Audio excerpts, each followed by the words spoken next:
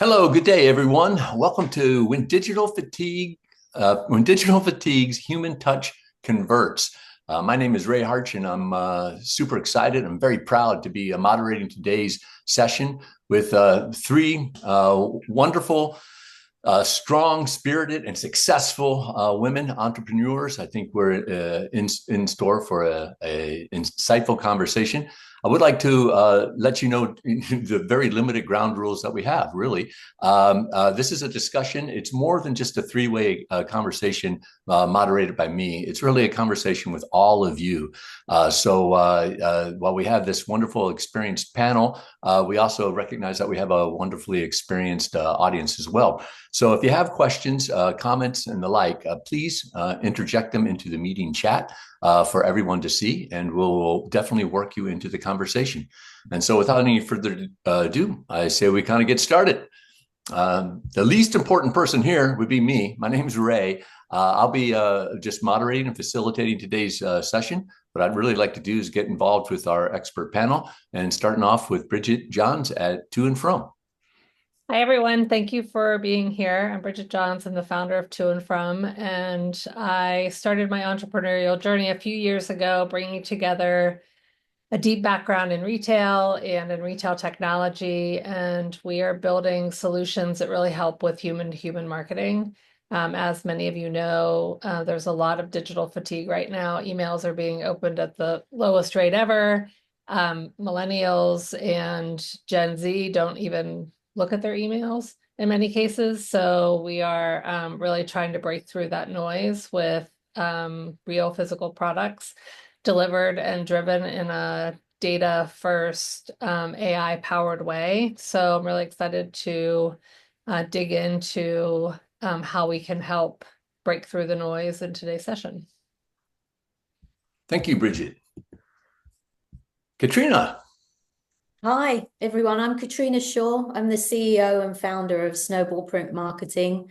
I come from a deep background in print. I started in print at 18, working for an envelope manufacturer, moved my way up through letter shops and commercial printing, financial printing, and then working into a print management role. And hit the glass ceiling pretty hard in my last big corporate job and founded Snowball in 2018.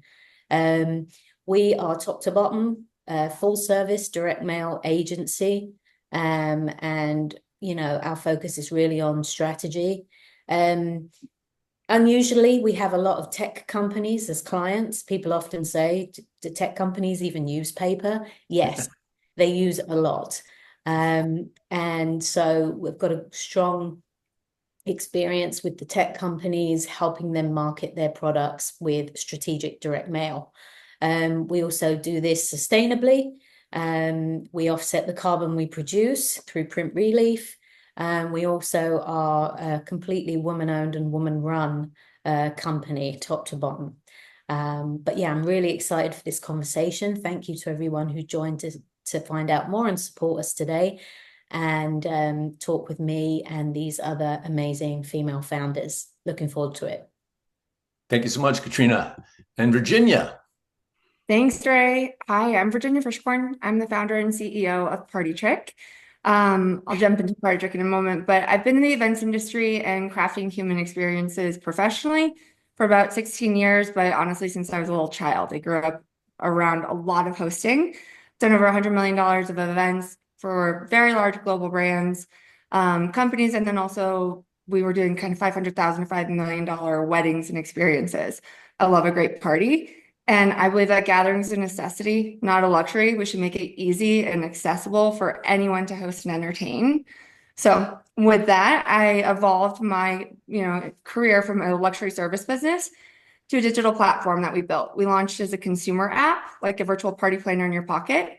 And since we've evolved the platform to really just service businesses and brands to really amplify and make their experiences easier. So we're an operating system. We power the experience economy. We support events, activations, just getting people together with end-to-end solutions that makes it seamless, efficient, and candidly, what we're here about today is impactful. If we're going to do something and spend time together, it might as well be impactful and effective. So very excited to dive in and share what I can. Thanks. Thank you so much, Virginia. And hopefully we don't have a bunch of fans of slideware because that, my friends, is the final slide that we'll use today. Like I said, we're just going to facilitate a discussion. And you, the participants, are definitely a very important part of that discussion. I'd like to get it started, though, with Bridget. Bridget, when we were at Retail Next, we actually used to use a contractor, a company called Pure Matter, and the principal of Pure Matter is still Brian Kramer. And years ago, he coined the term human-to-human marketing, or H-to-H marketing, and it was the whole idea of shifting businesses on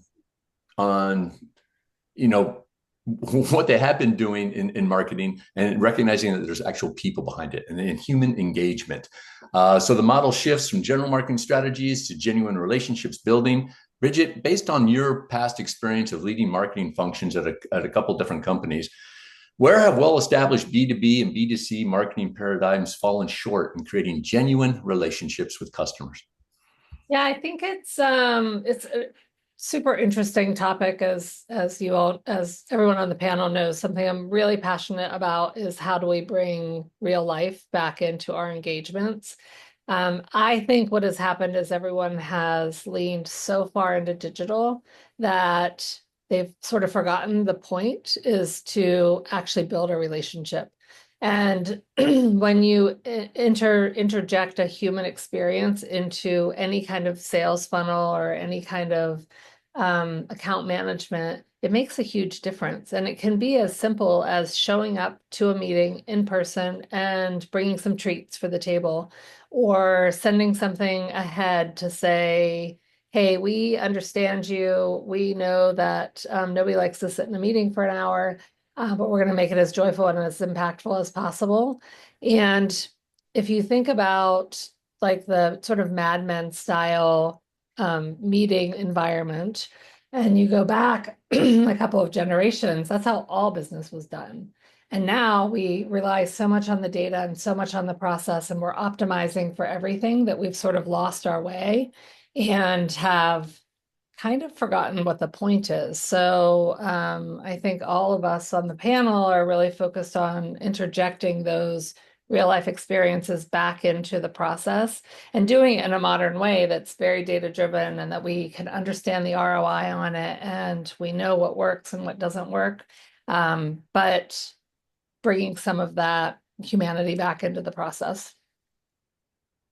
Yeah, I know as a marketer myself, that's easy, I think, to fall into temptation of being in love with your rev tech stack, right? And all the power can do, and forget about the fact that whether you're B2B or B2C, you're dealing with a human on the other end of the line and what they appreciate and what they prefer. Katrina, I wanted to ask you about direct mail because for 20 years, I've been working with email, and we're seeing that emails become less and less effective. I think a lot of marketers like me are surprised at the findings of a recent study by the Association of the National Advertisers. Their annual response rate report found direct mail had the highest ROI of all mediums in the study. So Katrina, as a person in the space, what do you attribute the high ROI for direct mail, and what can marketers do to achieve ROI much higher than just averages? Yeah, no, it's surprising to most people, but I think the ROI for direct mail is like 160%. So it beat out paid search, social, display ads, and email. But the power of direct mail is really in three things: tangibility, focus, and trust. So direct mail cuts through, it's physical, it's in your hands, it won't be ignored. You're also reaching people at a time when they're in a different mental mode. They're ready to receive that marketing message. They've chosen to go to the mailbox. So you're reaching them at a more receptive point. And then the last, trust. Most focus groups that I've been to, people talk about direct mail and they say, well, if the company is spending money on printing, then they must be bona fide and this must be a true offer. And, I think even with the giant leaps that we're making in AI, as consumers, we are becoming more skeptical of what we see on screen. And, obviously we've got a lot going on with privacy. And so direct mail is still championing that trust piece, and marketers and consumers are still finding huge success with it, and it's always been there. But I mean, achieving the high ROI is really about hyper targeting, and this is where AI is coming in to help build and curate hyper targeted lists with consumers that have got a high propensity to adopt the product. So that's like your hyper targeting. The next piece that's really important is the hyper personalization. That hyper personalization creates an emotional connection to the piece when it resonates. And so, and then the third part is design. You need to have strong design. You need to understand print design. Print design, this is a rare skill in our industry, people understanding how to design direct mail pieces that resonate. And you need to work with a partner that can start you at square two. And then the last piece, measurement. You need to understand and look at it and understand what's working and optimize, because every product and audience is different. And there is a testing and learning part to direct mail, but with what you're doing. But I would say those four things: the hyper targeting, the hyper personalization, harness the print technology that's out there, great design, and then measure it and optimize. So those are like the four pieces. And just for my print people in the room, people are like, oh, your direct mail company, you're talking about AI, isn't that going to take away from what you're doing? And it's like, no, like in print, we love robots. We've been working with robots since time began. The original printing press is the original robot. And AI is just the next evolution of robot that is going to make what we're doing in print even more awesome. So we're really excited about generative AI. And 40% of responders to that survey you mentioned, Ray, are also using generative AI to facilitate their DM already. So we've seen a real high adoption of Gen AI in print. And that is because we're used to embracing technology in print. So... Yeah, Katrina, thanks for bringing up the trust component. Absolutely new frontier for my type of thinking. I'll have a quick follow-up for you, though. You talked about the hyper-personalization of print. Some hyper-personalization, something that we can do within our RevTech stack. Can you briefly talk about, for a person like me who doesn't understand it for print, how we can hyper-personalize to really engage through print media? Yeah. So lots of companies are harnessing the latest in print technology to bring forward messages that matter. So using variable imagery, like for example, for a B2B client, if you're trying to, let's say, convince more merchants like Etsy or eBay or Amazon or Google Shopping, any of those guys, they want people to advertise their products on their platform.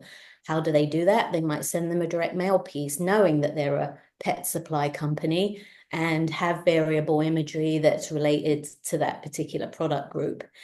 The basics of name and address, that's table stakes. Everybody does that now. But the human brain processes imagery 60,000 times faster than it does text. So if you can really harness this variable imagery into your pieces, this is the winner. And, this is the piece that's going to make the piece stand out and have the person have that connection to the piece and drive the buying action. Yeah. Great. Thank you so much, Katrina. It's, breaking out of the old paradigm of mine that print is one size fits all. Definitely not. Print is hyper-personalized. So thank you so much. Virginia, I wanted to get to you because I love events, but I've also heard so many times this event will more than pay for itself if we close just one deal. If I had a nickel for every time I heard it, I'd be super wealthy. So I wanted to ask you, what are the best practices for events that ensure that you engage customers, leads, you close deals, and you achieve a positive ROI?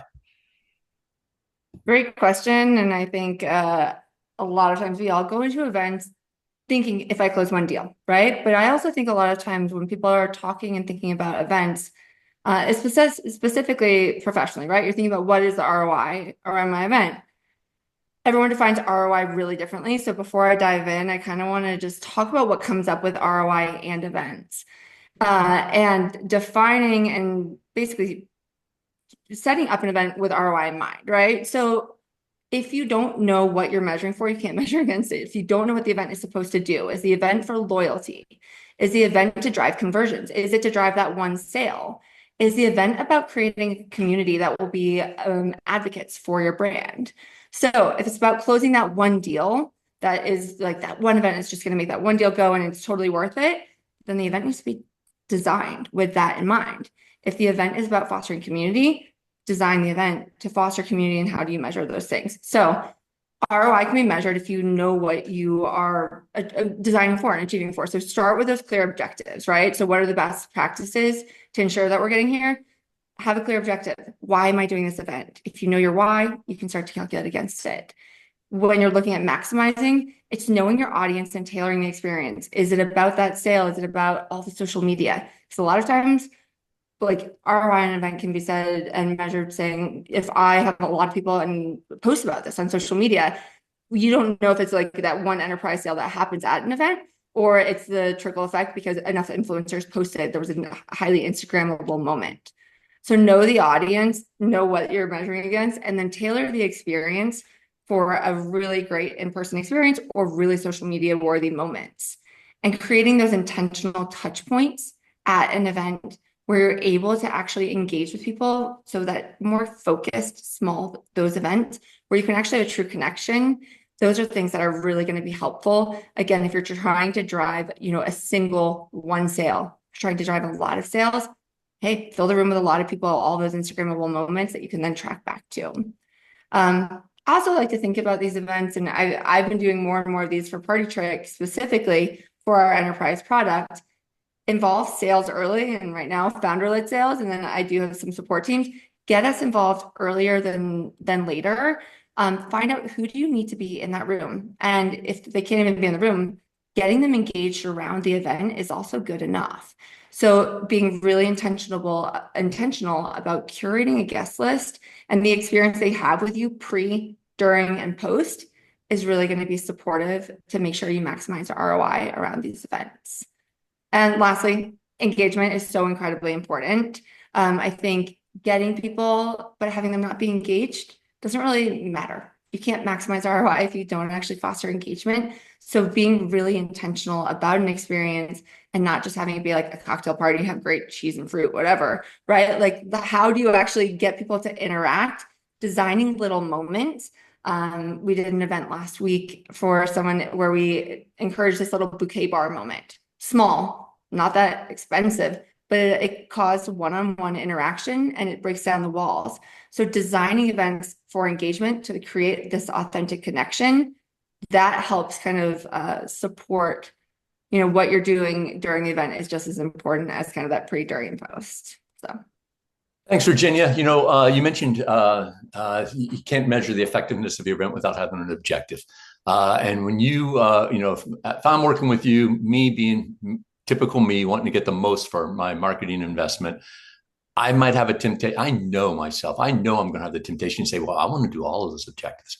Does that ever work for events? Or do you need to just be laser focused on the critical few objectives rather than like, yeah, I want it all. I want to close a sale. I want brand awareness, et cetera, et cetera, et cetera.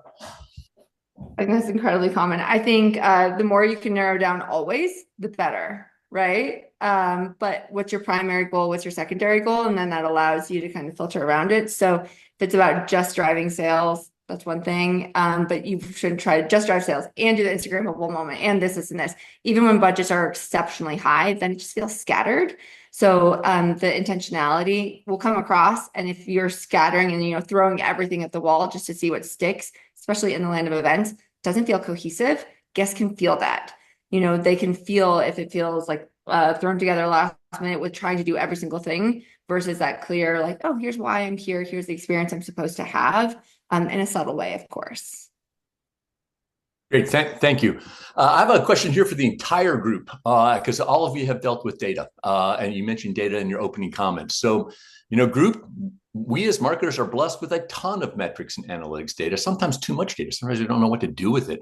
What is data telling us right now about the need to revisit our go-to-market activations, particularly some of these timeless classics that we've talked about with gifting, analog, print, mail, events, and the like? So how are your organizations blending digital and analog/physical marketing for both measurement and execution? Yeah, I can start if that's okay. Yeah. So I think what we're seeing, and every marketer on the call, I'm sure, is seeing this, is digital has never been more expensive. It's never been more expensive to drive engagement with your clients through digital only. And even for unpaid digital, it's still extremely expensive and really hard to break through. So what we've learned and what we continue to lean into is that you can use data to really deeply understand who your prospect is. So we can do things like learn about prospects, and we do this really in the middle of the funnel. You're trying to schedule a meeting, you're trying to get share a voice with a particular customer set. So we will learn about those customers, and then we will use AI and data to match the right gift to that person. So for example, I know that Ray loves music. Maybe we send him a gift that is music oriented, so that when he opens it, he says, oh, this person really knows me, they see me, they understand me. And we use all digital tools to get to that point.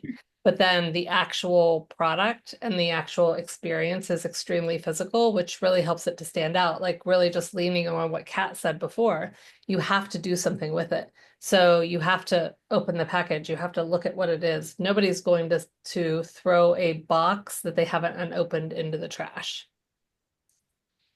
Yes.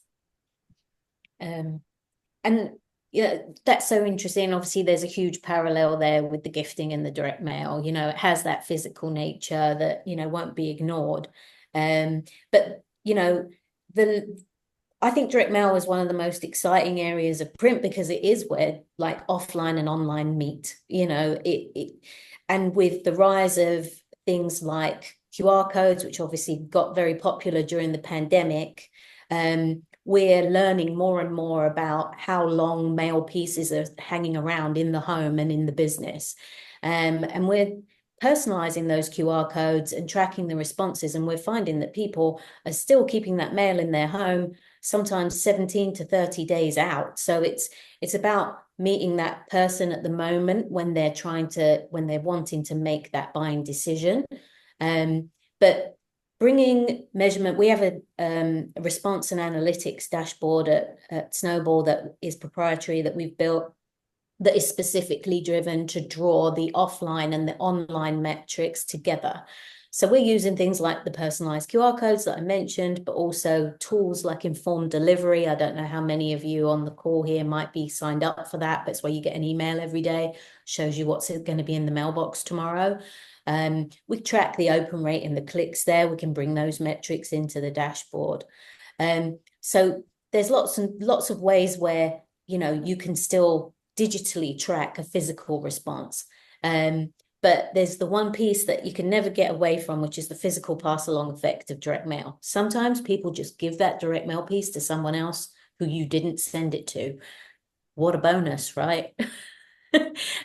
So that's the beauty in that of what we do. But having measurement now, response analytics is even, and specifically in print and direct mail, is table stakes at the moment. And, we print isn't dead, but the days of spray and pray are, and so, we want to have highly targeted, highly curated lists that are meeting people with a high propensity to adopt, to drive those response rates up and the costs down. So, this is where the beauty of that is for us. And, we're excited about all the digital tools that we can use to track and measure direct mail response.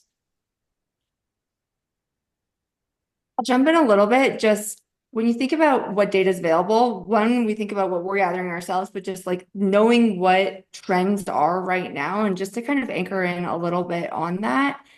83% of consumers expect personalized experiences from brands that they're loyal to. They want these personalized experiences, whether it's personalized print, personalized gifting, personalized in-person experiences. 98% of Gen Z consumers are more likely to event an intent if they can share it on social media. So I don't really care. I'm not Gen Z. If I share it on social media, I do a lot of times, but that's not for me. If I know that I'm a brand and I'm catering to the Gen Z audience, you better have a social media worthy moment. So when we're thinking about, revisiting, going to market via activations, personalized experience, et cetera, I'll talk about that first. Think about who your audience is, use the data that's out there to tailor those as well as just, what people are saying, right? And 48% of consumers believe that experiences are the best way to learn about a product. So again, I love getting people together for an in-person experience, but an experience can be an in-person experience that we help facilitate. It can be the experience you have with a gift. It can be an experience that you have when you open your mailbox, right? Those are things that, like, when you're engaging, knowing that experience is so important, how do you work that into your business? And one of the things that we're doing with Partytrick, yes, we're all about bringing people together, but we have a really great blend of digital, in addition to kind of what we're doing for ourselves as a company with in person, as well as how we're encouraging the brands that we work with on this. I didn't touch on this a little bit before, but when you're thinking about engagement, have that killer post-engagement event strategy. And the reason I bring that up is that's that perfect blend. You've engaged people at the event, and then you're able to use and blend kind of a digital touch point with them, as well as that in-person time to really seal the deal, to put that little bow on it, like, and encourage people to reflect back on that experience that they did have with you. So again, those are things are also that you can measure against. It's really hard to measure against how happy, like, was everyone in the room? You can't really film everyone and then run AI against it. Like, in some places you can if you have the right permission, but the engagement, the post-engagement, the pre-engagement, those are great ways that you can incorporate digital into in-person experiences to start to use the data to understand what was, the overall consumer experience at this event. Yeah, thank you, Virginia, for adding that part on. The integrated campaigns, we've learned over the last 20, 25 years work best. There's still, I think sometimes we fall prey to, we're so busy, we kind of throw things out in a one and done approach, and what I like to call, isolated or random acts of marketing. I know it always works better. I don't think I've ever been experienced firsthand with a campaign. It always works better when it's integrated into a long series of frequent touch points and relationship building with customers. Bridget, I want you to talk more about purposeful gifting in the customer buying journey. And if you could share with us, how businesses, be it B2C businesses or B2B businesses, can further relationship building through purposeful and intentful giving. You've given an example with me in music and the like, but can you talk a little bit about working purposeful gifting into promotional go-to-market processes? Yeah, I think we think about gifting in a paradigm of gifter, giftee, and brand, and really understanding the data and the intent of each of those touch points within any experience. And when we think about a sales funnel, you think about the top of the sales funnel when you're really focused on awareness is going to be a very different gifting experience than when you're in the middle of the funnel and you're trying to set up a meeting with someone. So if you're focused on awareness, you want something that's just going to get your name out there and get you in front of a lot of people. So it's going to be, a gift that is useful and powerful, but doesn't necessarily have to be very expensive. For example, I went to an event recently, and it was the launch of a creator in the family travel space. And she gave out these small, like, travel utility kits. And one of the things that was in the utility kit was a branded Band-Aid case. And I thought to myself, what an amazing gift to send to somebody for the top of the funnel, because it is going to go into everyone's purse or pocketbook or baby bag or whatever. And every time they pull it out, which will be often in that particular, for that particular audience, you're going to think of this company. And I think you can get very creative and not spend a lot of money, but still give somebody that, like, sense of delight when they open up a package. And then when you get further down the funnel, you want to be more, you're going to send fewer gifts, and they're going to be much more targeted. So you are going to collect a lot of data about the person you're sending it to, and that gift has to be right on target. So, you really want to be able to stand out from all the noise, all the other people who are trying to schedule a meeting with this particular prospect, And you want them to open up this gift and say, how do they know that this is like something that is so useful or so special or so impactful to me? And when you can do that, you really start to build this human to human connection. And number one, it gets you noticed. Number two, you automatically have this treasure trove of information so that when you do have a meeting, you can be much more tailored and much more personal and build those deeper relationships. So it really does depend on the stage of the funnel. And there are, very specific strategies that we would recommend at each stage of a sales funnel. Great. Thank you, Bridget.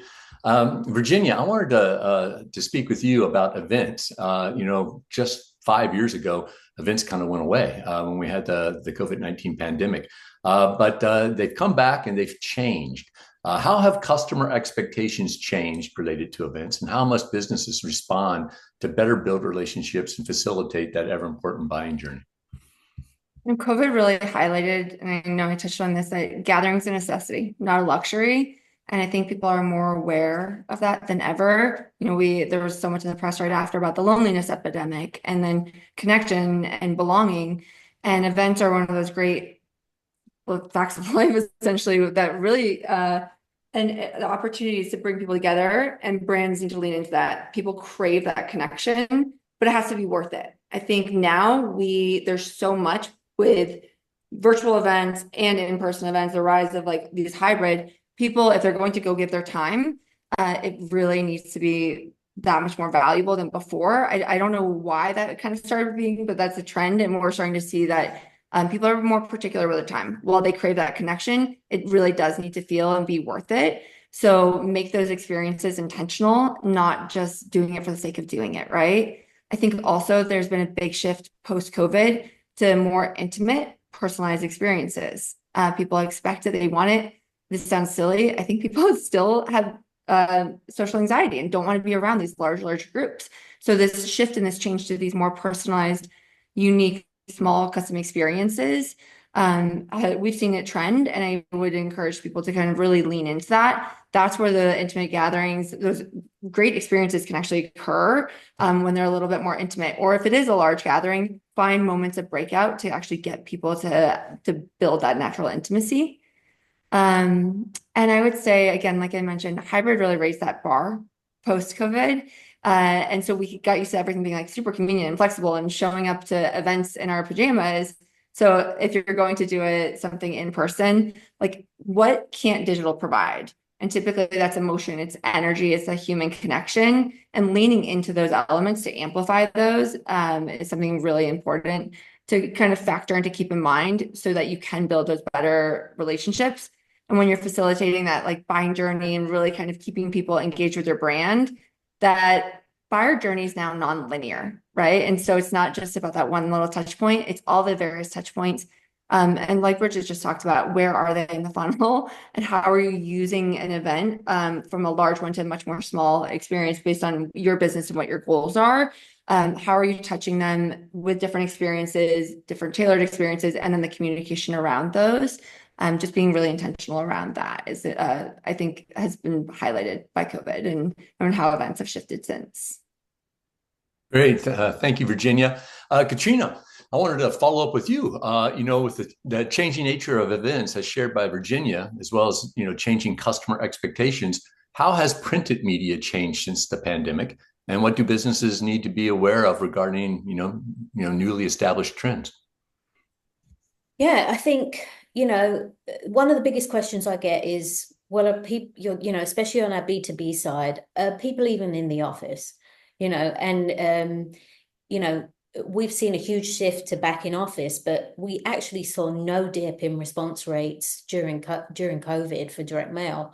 And I think this was because businesses really made a big lift in order to scan direct mail and email it to employees. And, there were just a lot of efforts that were going on during that time.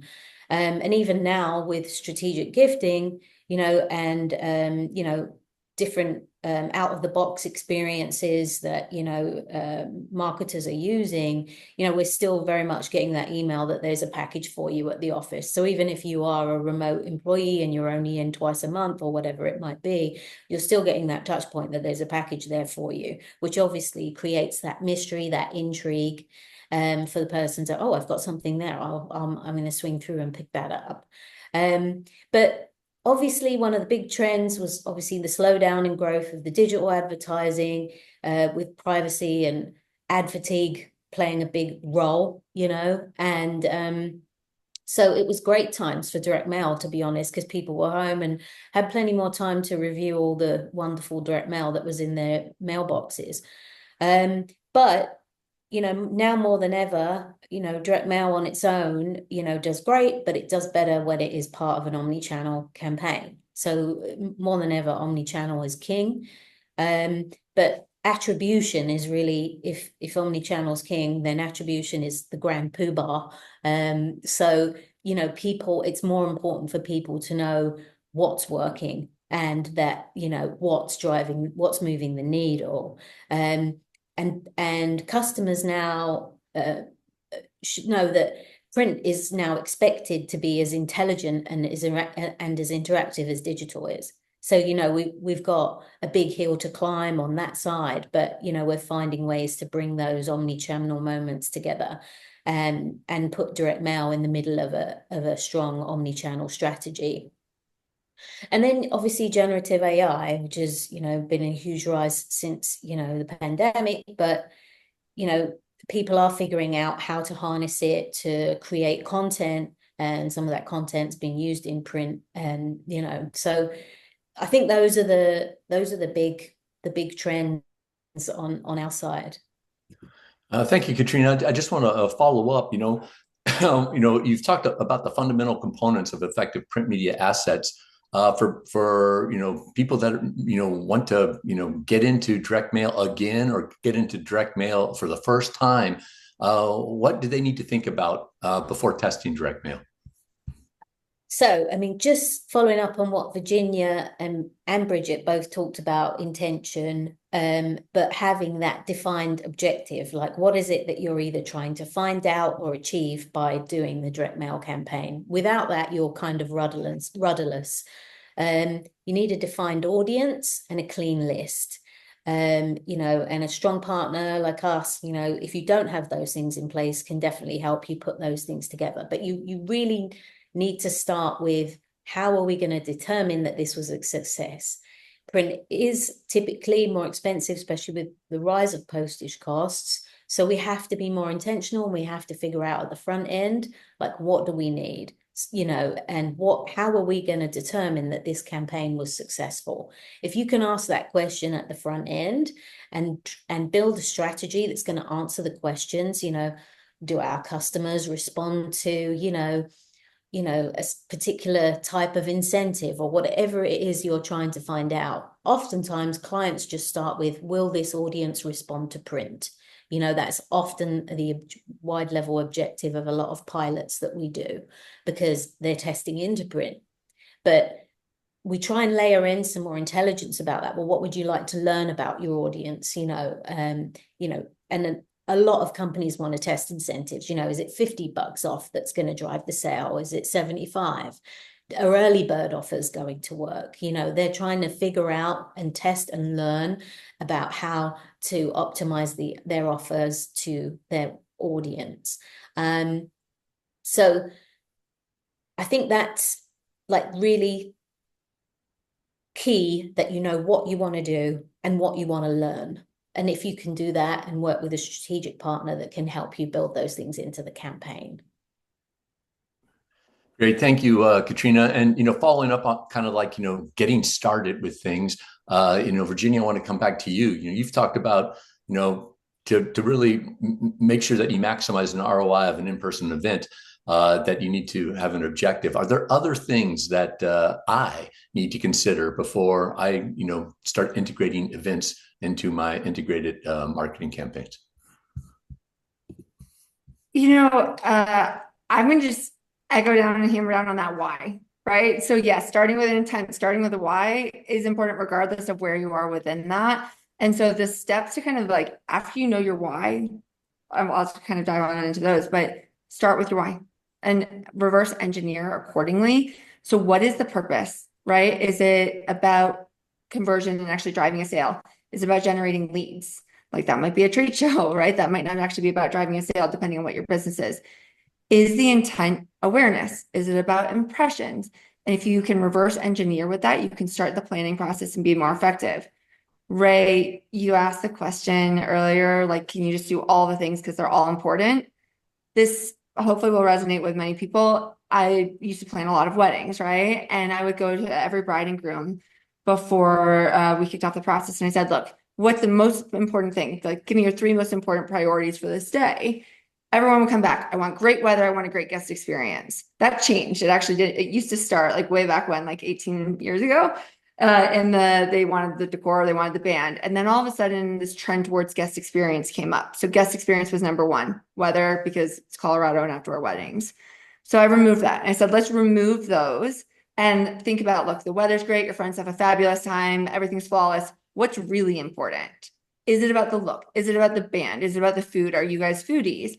I know this is a weird way to explain this for business, but it'll click in a moment. What that allowed us to do was get incredibly clear on priorities so we could effectively plan.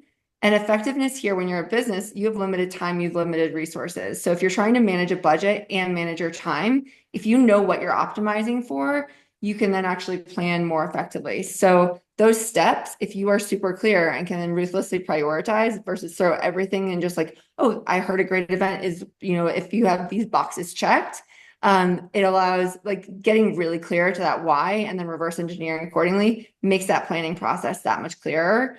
And this is applicable whether you are planning it or whether you're attending. Bridget encouraged me to go to this event last year and it was amazing. I didn't know why, but then all this magic stuff happened and I'm not going this year and it's really upsetting me. It's next week. And because my goals right now for my business aren't totally aligned with going. And I guarantee if I go, maybe I still will, probably won't. It'll still be a great experience and it'll be worth it. And I will be able to defend some ROI of my time going. So when you think about whether you're planning or attending an event, what are you optimizing for? And actually getting super clear. Is it about the introductions? Again, funnel building is about sales. And then lastly, kind of like going back in terms of those first couple of steps that need to be taken at the onset. Once you're clear, you can reverse engineer accordingly, and then design with engagement and design with numerous touch points. I think so many people forget the numerous touch points that occur pre, during, and post, and include your business partners, whether that's like partners for the event, whether it's sponsors for the event, or whether it's other members of your team, and make sure that they're included, because a lot of times they get left out and then it's too late. So an event happens and you forgot to include a different department. So actually making sure it's a cross-functional effort is really important as well when you're in that planning phase. Great. Thank you, Virginia. One message that I've heard loud and clear from all 3 of you is how important it is to start at the beginning and do that as opposed to maybe jumping into the middle. Bridget, as it relates to gifting, I know I've often misused gifting in the past in business relationships. And I know personally, I receive a lot of gifts that just go straight into the recycle bin, like a branded water bottle or something like that, or put it in a break room. Let's open it up for everybody at the company because this isn't important to me. What do go-to-market GTM pros need to know about the power of gifting? How can they take steps in their gifting? Not only that it helps with the immediate engagement with your customer, but lasts throughout building a fostered, nurtured relationship. Yeah, I think this is an area that is really important for any kind of human-to-human marketing. And I think that gets to the starting point needs to be understanding who the person is. And we need to be cataloging and understanding that data over time. We've become very good at cataloging information about buying signals and where somebody works and what their role is and if they've changed jobs and what the last contract that they bought, etc. What we've not become very good at all on a B2B level is collecting data about the human themselves. So understanding, like, are they vegan? Do they keep kosher? Are they really into the outdoors? Do they have families? Do they travel? Like all of these different rapport attributes that become so important in what that experience is. So it is like, Ray, I always say, you're a 360 guy. Like you have many varied interests outside of your work life. And it doesn't take that much time to understand that. And if somebody dials into that, they can get pretty personal in terms of what they send you. And then it doesn't end up, in the break room or in the garbage or whatever. And I think that's, one of the areas that we're really focused on is building these longitudinal profiles of people and understanding what that right gift or what the right touch point will be at any given time. And ultimately that data should be super useful to plan a dinner with a client or schedule an event, or for print marketing, you're sending them a holiday card. Do they celebrate Christmas? Like how do you personalize each of these human experiences based on a data layer? So excited to have been here. I've learned so much. I have just a couple more questions for the group as a whole to kind of wrap up. I talked earlier about random acts of marketing and how they don't really work, particularly in isolation. So group, how can go-to-market professionals like me merge direct mail, gifting, events into a purposeful, intentful, coordinated activation that moves the needle for everybody on my revenue team? Well, I can jump in. I think I like to think that print, gifting, and events should all feel like chapters in the same story, not separate books. And that if you can align into one narrative across these mediums and measure them with the same KPIs, that's when they really drive impact. So, like, for example, if you're hosting a targeted event with Partytrick, and then you send a personalized high-end mailer as the invite, and then you follow up the event with a thoughtful gift tied to the conversations or the sessions or something, and then you reinforce that messaging with the digital touch points. Like that's like the cohesiveness that I think people need to be thinking about, like when they're planning whatever their marketing goals are. Can we add a tactile element to this campaign? What could it be? Sparking those sorts of conversations internally and in teams, and really finding out how to make those connections that matter. Anything to add, Bridget, Virginia? Now I'm just looking at the questions, and one of the questions was, how do you see human-to-human engagement being measured in 5 years? And I think it gets right back to what Kat was just saying. It becomes this holistic view of data, touch points, engagement, and measurement beyond just the digital activations, and that those engagement metrics and the ROI and the measurement has to extend to the physical marketing activations as well.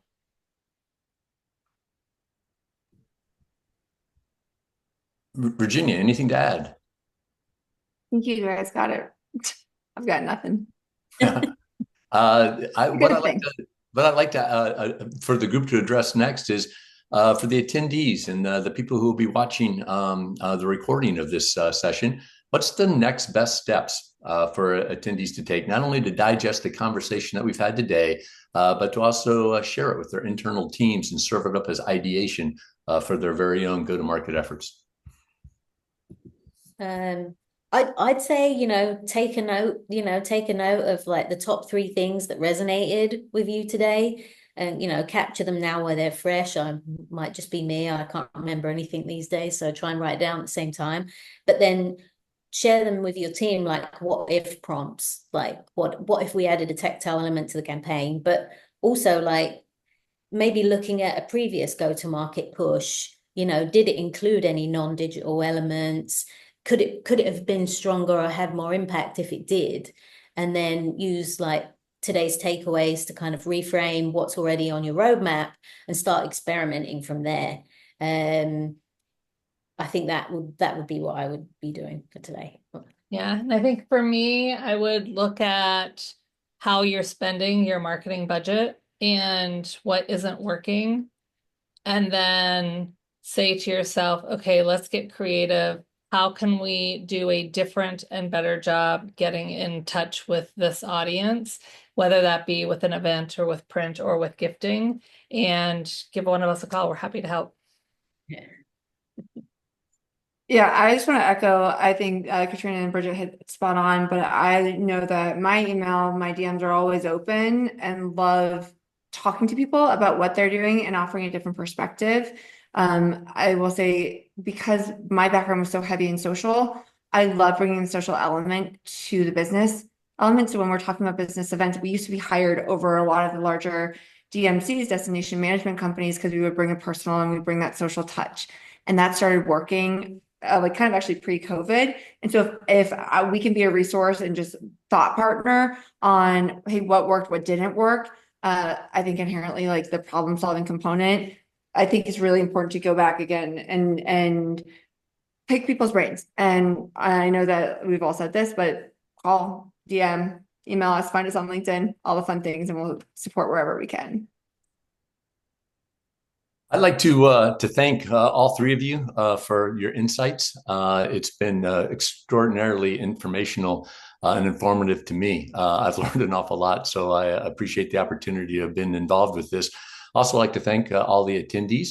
And if you have any questions, you have any desire to follow up with any of the panelists today, please do so. I've worked with all three of them, and they're wonderful. Their contact information is in the chat. Also, you can reach out to them directly at their companies. And if there's anything I can ever do for you, please let me know as well. I'd be happy to respond. But once again, thank you so much, ladies, for your insights and your information. It's been wonderfully productive for me, and I'm sure for everybody who's going to watch and listen to this episode. Thank you. Thank you, everybody.